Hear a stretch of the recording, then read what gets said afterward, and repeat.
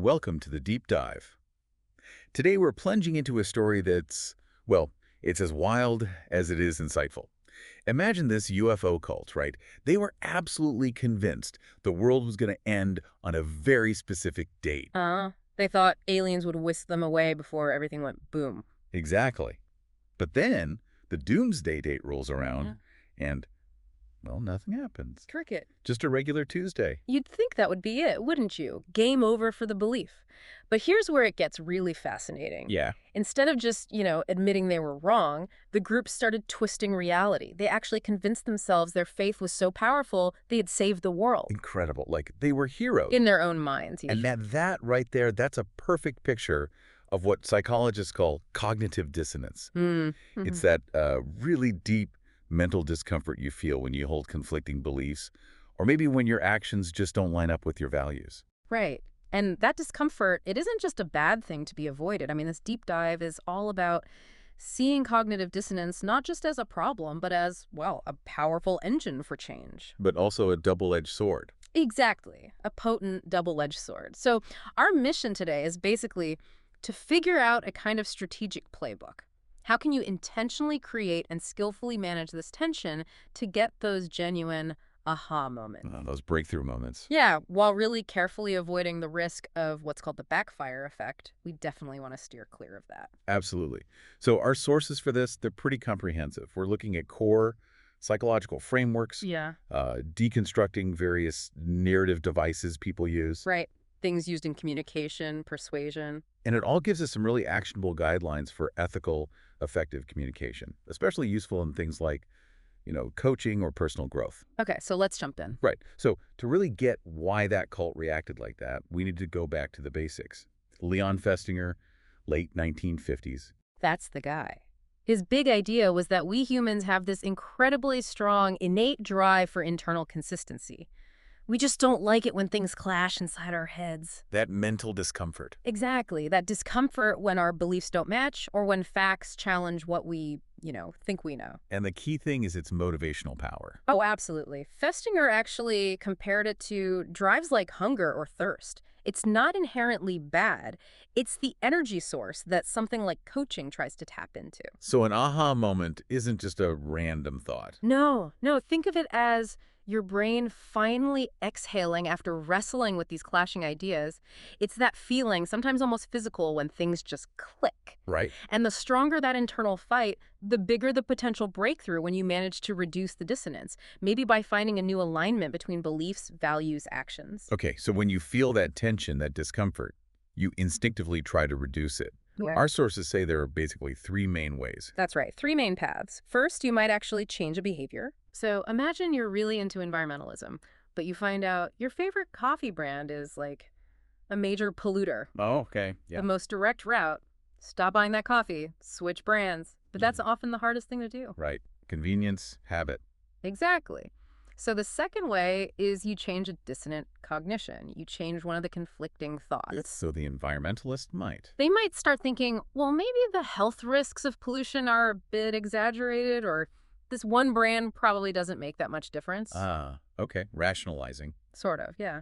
Or the third way is you add a new consonant cognition.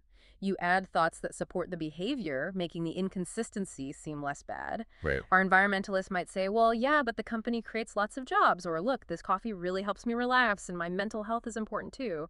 You add reasons to make it okay. Interesting. So changing the behavior is direct, but maybe the hardest. Often, yes. The easier routes, psychologically speaking, are usually tweaking the beliefs or adding those justifications. Which means dissonance isn't just a risk. No, it shouldn't be seen only as a risk to avoid. It's actually the core agent, the psychological tool you need to work with skillfully. The real danger isn't having dissonance. It's having too much of it, unmanaged, or framing it badly. And we see these patterns playing out all the time, like in coaching scenarios. Absolutely. Take the free choice paradigm. That's the classic feeling after you make a really tough choice, right? Like picking between two jobs. Yeah. Did I make the right call? Feeling. Buyer's remorse. Exactly. Post-decision dissonance. A coach can help you reduce that by guiding you to really spell out the benefits of the choice you made. That helps solidify your commitment. Makes sense. What's next? Then there's the belief disconfirmation paradigm. This is when you encounter info that just doesn't fit with what you already believe. Okay. A coach might ask one of those really powerful questions like, just hypothetically, what if the opposite of what you believe were true? Ooh, yeah. That makes you stop and think. It does. It creates dissonance to motivate you to maybe reevaluate and ideally shift a belief that's holding you back. And the last one, effort something. Effort justification paradigm. This one's fascinating. Basically, if you put a ton of effort into something, especially if it's unpleasant, to get some outcome. Like training for a marathon. Perfect example. Yeah. You've got the dissonance between, wow, this is really hard and painful, but I'm choosing to do it. Right. To resolve that, you increase how much you value the outcome. You convince yourself it's incredibly worthwhile. So the harder you work, the more you value it. Pretty much. It explains why we value things we struggled for, sometimes more than their objective worth. Think hazing rituals, expensive therapy. Or even just assembling IKEA furniture. Exactly. You value that bookshelf more because you bled for it. Okay, so that's the engine for change side. Dissonance pushing us towards consistency, towards valuing our efforts. But what about that double-edged sword part, the downside? Right, the big risk. Yeah. The backfire effect. Yeah. This is a really stubborn kind of belief perseverance. Stubborn how? It's that, well, counterintuitive thing where some people, when you show them solid evidence contradicting their beliefs. Like the UFO cult example. Precisely. Instead of changing their minds, they actually reject the evidence and dig in even harder on their original belief. So showing them facts makes it worse. It can, yeah. It's not really about logic at that point. It's more about the brain's threat response. Threat? How is a fact a threat? Well, when a core belief gets challenged, especially one tied up with your identity, who you think you are, what groups you belong to, your brain can literally interpret that challenge like a physical threat. It triggers the amygdala, the brain's alarm center. Very fight flight. Exactly. And that emotional response can basically hijack the rational part of your brain, the frontal lobe. You stop being open to learning and switch into defense mode. Wow. So throwing more facts at someone in that state. It often just increases the feeling of being attacked, making them double down even more. That's the overkill backfire effect. And this is stronger when it's about identity. Definitely. That's identity protective cognition. If someone believes I'm a good, smart person, and you present evidence suggesting they made a mistake or believe something wrong. It feels like you're attacking them, not just the idea. Precisely. It's perceived as an attack on the self, which is why logical arguments, facts, evidence, they're often the wrong tools to start with when dealing with this. So what are the right tools? Tools that lower the threat, things that create psychological safety, affirm the person's value as a person, while gently questioning a specific, separate belief. So separate the belief from the identity. That's the goal. Make it safe for them to examine the belief, maybe even let it go without feeling like they're losing a part of themselves. And we also have to remember confirmation bias kicks in here too. When threatened, you actively look for evidence supporting your original stance. Okay, this is complex. How does something like the Inoculation format try to handle this? Our sources talk about specific narrative devices. Right. Using frameworks like Cialdini's principles of influence, each technique offers a chance for that aha moment, but each also carries that risk of triggering the backfire effect if used poorly. And we should mention, the source material itself sometimes uses pretty provocative language, like weaponizing cognitive dissonance or talking about a formula for influence, even on populations. Yeah, it's important to be clear. We're analyzing these mechanisms to understand them for ethical use, like in personal growth or coaching, not to endorse manipulating people. Got it. So let's look at the first device, consistency induction. Okay. This taps into that really deep human need to be consistent, or at least appear consistent, with things we've said or done before. The aha path here is A good coach helps you see a clear mismatch between a value you hold dear, say, my health is vital, and a behavior like, I smoke a pack a day. That inconsistency creates productive dissonance. makes you want to align them. Exactly. And small commitments, especially if they're active, public, or written down, really increase the pressure to follow through. But the risk? It can feel like a trap, like the foot in the door sales technique, if you feel the questions are just trying to corner you logically. You resist. Psychological reactance. Bang on. You get defensive, shut down, or maybe just rationalize the behavior even more. Smoking helps me cope with stress, which is also bad for my health, so. So the ethical rule. The commitment has to come from you, aligned with your goals.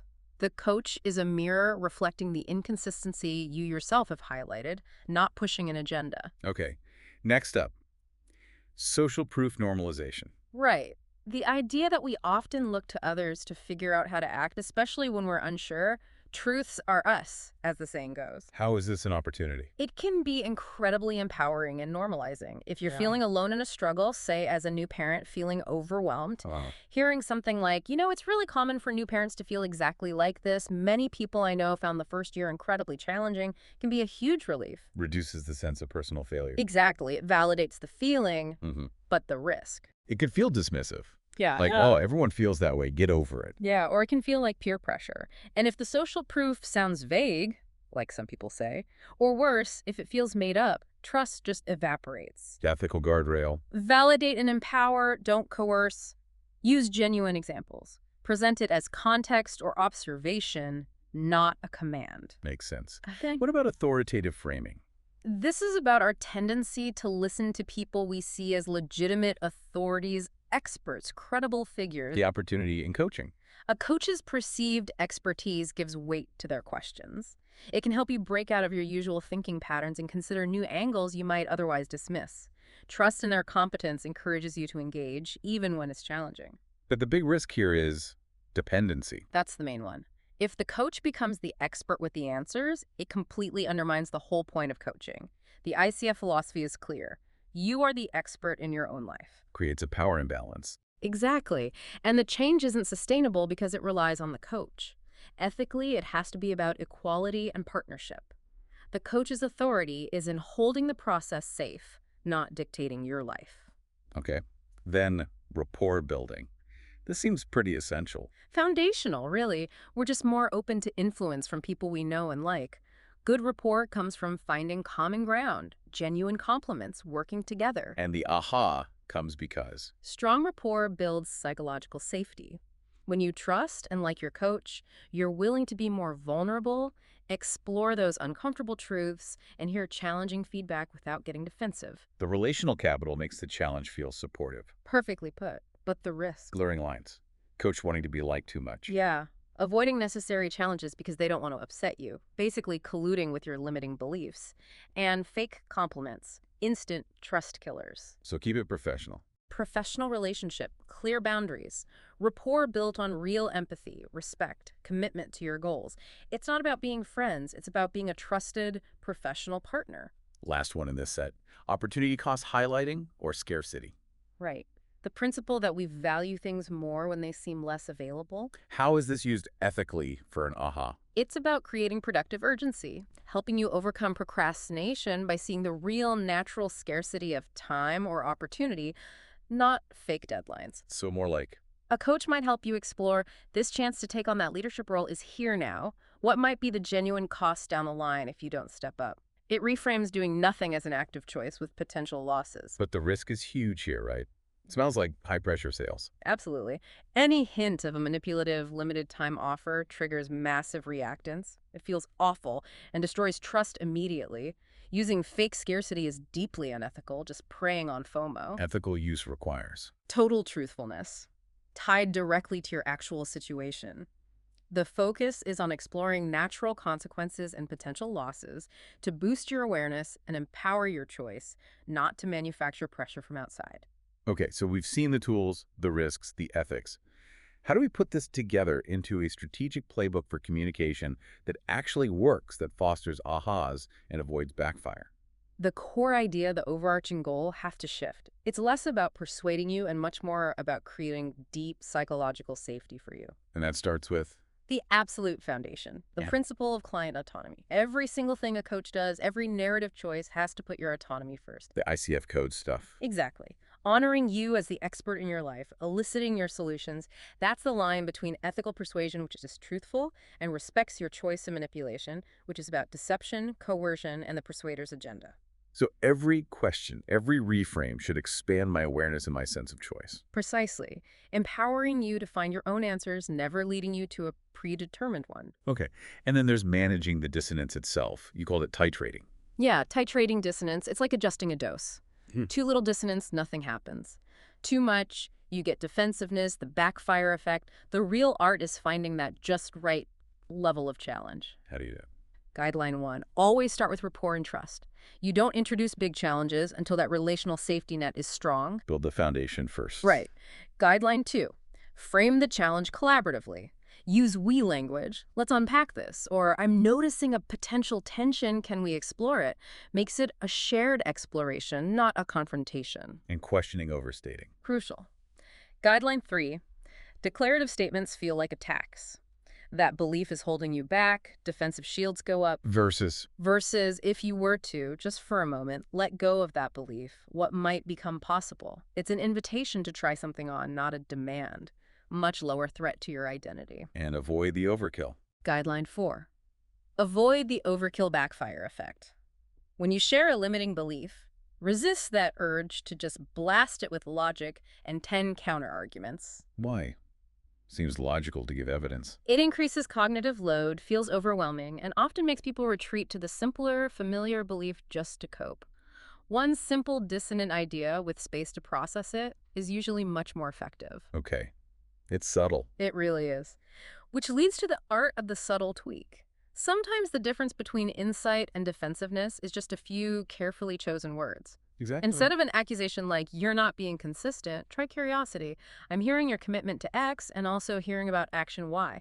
I'm curious. How do you see those fitting together? Turns it into a puzzle you solve together. Less judgment, more observation. Exactly. Instead of, that's a negative way to look at it, that's one perspective. What's another possible way to view it? It validates their view first, then gently opens a door. What about strong emotions like anxiety? Big one. Instead of invalidating it, you shouldn't feel anxious. You validate first, then pivot.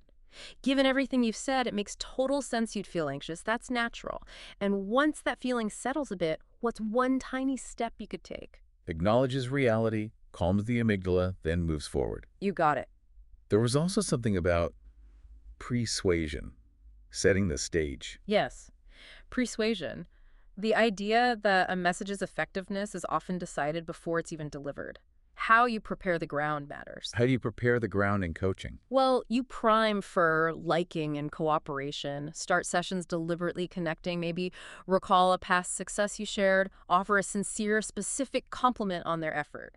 Builds that relational bank account. And priming for authority. Ethically. You prime for ethical authority and partnership. A coach can outline the process clearly up front. Look, my role isn't giving answers, it's being your thinking partner. Sometimes I'll ask challenging questions because that's often where breakthroughs happen. How does that sound? So it sets expectations. Right.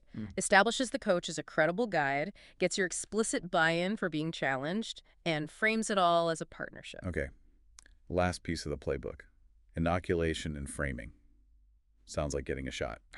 Sort of. It's about proactively inoculating you against the negative sides of dissonance by framing the whole process in a way that lowers the stakes of being wrong. Frame coaching as collaborative experimentation. You're not a patient with problems, you're a scientist exploring your own life. A belief isn't right or wrong, it's a hypothesis to test. So changing your mind isn't failure. Exactly. It's reframed as a successful discovery based on new data. That massively lowers the identity threat. And the coach models this. Absolutely. Modeling intellectual humility is key. I might be wrong here, but what I'm hearing is, or that's one possibility, what else could be true? It fosters openness, which is the antidote to that rigid certainty that fuels the backfire effect. Okay, now I want to circle back to some of those, let's call them spicy techniques from the source material we looked at. Right, the ones framed more overtly for influence. Yeah, the source talks about weaponizing cognitive dissonance, a formula, using it on populations. We need to be clear, again, we're dissecting these for understanding ethical application, not endorsing the manipulation side. Absolutely. Critical distinction. So let's unpack a few, like identity labeling and agreement. The source gave examples for sales. I take action when things make sense, or even cults. I'm open to exploring new opportunities. Getting you to agree to these labels. Okay, what's the ethical reframe for you, the listener, in a growth context? It's not about a coach trying to install a belief in you. It's about helping you recognize a truth already there, maybe one you've undervalued, through questions that let you state the identity. Like, tell me about a time you really trusted your gut and it paid off. What quality did you draw on then? You identify the strength yourself. Okay. What about negative social proof? The source mentioned talking negatively about those people or even calling someone specific, well, unpleasant names. Yeah, dissociation and offcasting, they called it. The ethical reframe is to completely ditch the negativity and replace it with aspirational association. So contrast with positive examples. Exactly. Instead of, you don't want to be like that guy. It's more like, that reminds me of how effective leaders operate. They trust their intuition and empower their teams. I see you have that strong intuitive sense too. Positive, aspirational, no judgment. Much better. Then there was borrowed authority, the article technique, making up or recalling some study to validate a trait they want you to adopt. I read this amazing article. Yeah, the ethical reframe here is powerful. The ultimate source of authority is your own life and experience. So instead of a faith article, The coach reflects your words back to you as evidence. Earlier you said you just know when something feels right. That ability to trust your gut, that's something I see in the most successful people. How did you develop that? Your own life is the proof. okay, this next one sounds particularly potent and risky. Forced public commitment, the introduction, introducing you to someone else and assigning you a new identity publicly. Yeah, the source called it the most potent step because of the social pressure it creates. Makes it really hard for you to contradict the label then and there. Ethical reframe, or just avoid. Honestly, for ethical coaching, this is way too manipulative. Avoid. The reframe shifts entirely away from external pressure to internal integration validated by your own actions. So focus on action. Yes, make the emergent identity real for you. A coach might ask for a tiny step. Okay, given we're seeing you as someone who takes decisive action, what's one small thing you could do today that aligns with that? It's about your authentic action, not social engineering. Got it. And we should also just acknowledge the source's language, that very casual, anti-expert vernacular. Right, this dude, absolute dig, get a hammer kind of talk. It can build certain kind of rapport, make things feel relatable. But for this deep dive, we're aiming for that balance. Approachable, conversational, yes, but still respecting the weight of these psychological concepts. We don't want to trivialize them. Makes sense. And underlying all these tailored approaches is this deeper understanding of the individual. You mentioned FEM. Yeah, fractal identity mapping, or FEM technology. It's an example of the kind of infrastructure that helps AI, for instance, get a really nuanced map of your inner landscape. So it knows not just what to say, but when it will land best for me specifically. That's the idea. It connects to understanding things like those 7 natural coaching factors. We sometimes talk about your sense of purpose, how you express yourself, your relationship with time, temporal, achievement drive, relational style, cognitive patterns, even somatic or body-based awareness. So the deeper the understanding of my unique world. The more precise, relevant, and truly ethical the intervention can be, it allows for that perfectly tailored approach. Okay, so let's wrap this up. We've dived deep into cognitive dissonance, that aha moment we all seek. It's basically the positive, predictable outcome of resolving cognitive dissonance, right? When you bravely face those internal clashes and find a new, more harmonious balance. And the flip side, the backfire effect. That's the negative resolution. When the identity threat feels too high, and instead of changing, you dig your heels in, doubling down on the old way. So the goal isn't to avoid dissonance. No, it's to become, you could say, master architects of the process, skillfully managing it, delicately titrating the psychological challenge. Getting that just right dose. Exactly. Yeah. All within this strong container of psychological safety. And those narrative devices we talked about, used ethically and precisely, they become guides for your own self-discovery. And the ethical codes, like the ICFs, they're not just rules. Far from it. They're actually a high-fidelity blueprint for creating the exact conditions that prevent backfire and allow genuine transformation to happen. Good ethics and good technique are totally intertwined here. Okay, so a final thought for our listeners to chew on. How about this? Maybe the most powerful and ethical question isn't how can we persuade the client, but rather how can we make it profoundly safe for the client to persuade themselves?